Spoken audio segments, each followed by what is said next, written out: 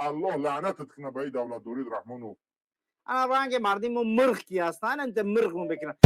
میگه هر روز باید هر یک عروس قبل از اینکه دختر یعنی که عروس می شود باید اول بگره من در آورده شود بعد از اون پیش شهر رود همه مردم خب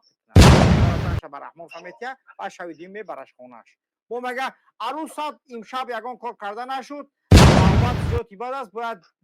5 ماه عروسی تو در گره من باشد سوار میکنیم استیولی با کس نمیخیزه همین مردم مرغ که رحمانو یک چیزی که واقعا دیده اسیم گفته اسیم دیگه اگه نگه که نیترین نیستای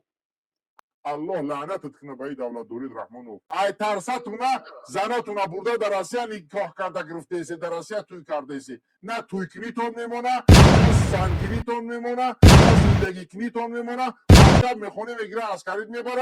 از میره در آسیا پول روان میکنی که در توشتون نگیرن اسکریت نبره پرابلم نگیرن ای دیگه زندگی نداره اخی چی زورتون آمده تعریف میکنی الله لعنتت کنه به این دولت دورید رحمانو. بله بیننده گرامی واقعا هم این جوانای این ملت اگر همین خیلی نفهمند و اگر آگاه نشوند که وضعیت در حالتی که ما و شما قرار داریم در یک حالت تنگنا آمده است قرار گرفته است عسکری هم پرابلم داره بچه تا سینی عسکری رفته گیره اونو در هر کجا که میخونن کار میکنن چیزی که از شما داره مشکلات هستی بچه‌ای که زنگ گرفتگیه کوشش کنه وقتی که خیلی رفته زن در تاجیکستان های باور که با هزارها پرابلم گرفتار های فکرتون باشه دیگه من اشتون نمیگم اونایی که کلان سال در آسیا کار میکنه با دختراتون و بچه‌هاتون پول روی میکنه بچه و دختر در تاجیکستان تا مکتب تمام کردنش وضعیتش هزار خیلی استودنت که اون وضعیتش بزیه از چی رشته دارن این مردم نمیدونم من دیگه یعنی من نمیتونم فهمیده که این مردم یعنی اجده دارن که رحمانو خوب میشوه اجده دارن که رستم گرچیک میویه در وقت رئیس شهر بودن رئیس پارلمان بودنش یگان زندانی را آزاد کرد زنکه یاردم کرد مردکه کمک کرد کاری کرد که رحمانوف نکرده بود رستمی گرچیک لعنت کرده انجامش داد چی را انتظار نباشه یگان کار نمیشوه توی اویله نروه اگر یگان گپ خبر در تاجیکستان امکان نداره که بشوه خاطر های کاری که میکنه دستکاتون پیشی بر بگیره پیشوای ملت امام علی رحمانی ما اسماعیلی سامانی ما مردم امروز قرار بود که اگر هر کسی که سینمات میکنه یعنی که چی را امی ابلا برا یعنی که استاتیا برای او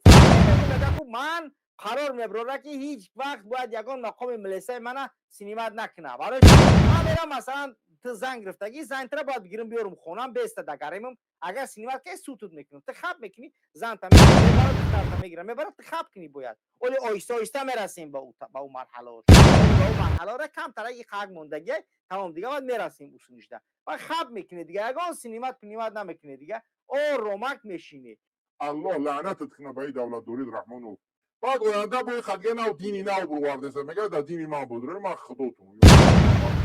من سعودش کم کلونی بده خوشم کلونه من گریمم کلونه یعنی من پیغمبرتونم میگه تمام با او ایمان میوری و تمام بیده گمراه میشه میره دیگه الله لعنتت کنه به این دولت دورید رحمانو یعنی بفهمه که این همیه رحمانو فای نجاتی دخترت بچت زنت فرزندت میلتت وطنت دولت تمام آنچه که داره دنه بدن رحمانو فای تا وقت رحمانوف انمی اویله کثیف در سر قدرت است شما آرزوی زندگانی بهتر شما از قشاقی رها یافتن شما نجات یافتن از مهاجرت شما بدبخت نشدن زندگانی آسوده کردن فراموش کنید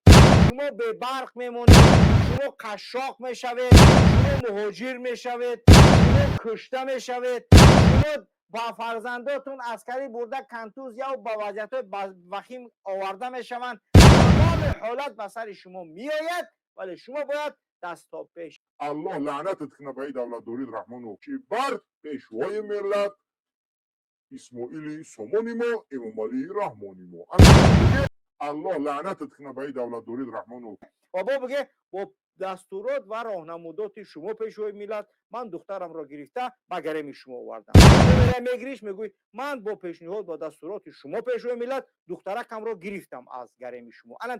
گشتن میگیره دیگه یگان راه نداره ژورنالیستوتا مرخ کرد رحمانو علمای دین تا مرخ کرد، حافظاتون مرخ کرد، علمای دنیاویتون مرخ کرد، تمام شکل سیستم دولتداری را آورد برد به یک شکل دیکتاتوری که هیچ کس مدار و یارای سخن گفتن ندارد. اگر حالا هم این ملت صبر کنه، والله قسم وضعیتش از این بدتر و بدتر و بدتر شده می رود. اینا 2 ساله ذخیره کنه. میگه زمستون ارد 500 600 سومون میکنه. الله لعنتت کنه به این دولت دورید رحمانو. من برای شما گفته بودم کو سوید نشید، مردم هم سوید گفتن. او گرفت چی گفت؟ وای این اگر آب نباشد گفت وای دیگه هیچ در کار نیست گفت. آب باشه بسه سوید در کار نیست گفت. به انگشت به یعنی که برق به بنزین به فلانی به شکمی دمی ما به همه میشود گفت به آب نمیشود.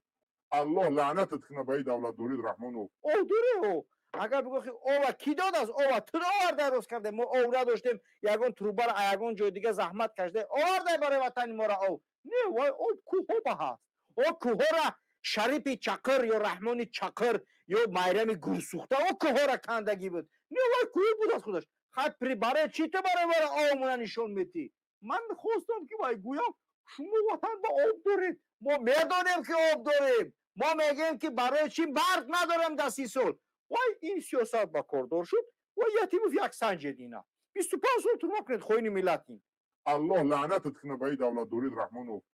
نمیتونید دیگه به این شکل دولت داری کرده اگر ملت هم صبر کنن بیستن تا آن وقتی که رحمانوف هر چی میخواه بکنه پس این ملت هم ملت منقورتی بدبخت دیگه نیست در دنیا نه ژورنالیستش گپ میزنه نه عالمش گپ میزنه نه زیاییش گپ میزنه نه شاعرش گپ میزنه یگان کس گپ نمیزنه آیسته آیسته هر کسی را که خواست گرفت روز کرد زندانی کرد تجاوز کرد بدرغه کرد هر کاری که خواست انجام داد ولی ملت تا به حال خب خاموش منتظر ملائکه از آسمان است یگان ملائکه نمیه ما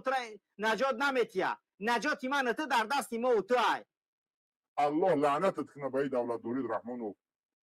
صبر کنه بشینه وقتی که بعد بردن جیانکورا ینگرا بردن خواهر ما بردن گفت اون مردا گفت که شون نوردین گفت تو غم اپا تبخه غم خواهر زن خواهر اپاتون بخره فهمو محمد بولا کشتن توکلش به خدا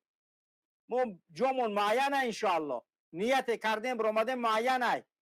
تو غم اوچات قتی خواهر قد دختر قتی ینگم بخه کی ازشون بزی باید تو در مهاجرتی او داو جان بفهم مقصد دیگه پا دیگه ای بیشتر نمیتونین فهمونده الله لعنتت کنه به این دولت دورید رحمانو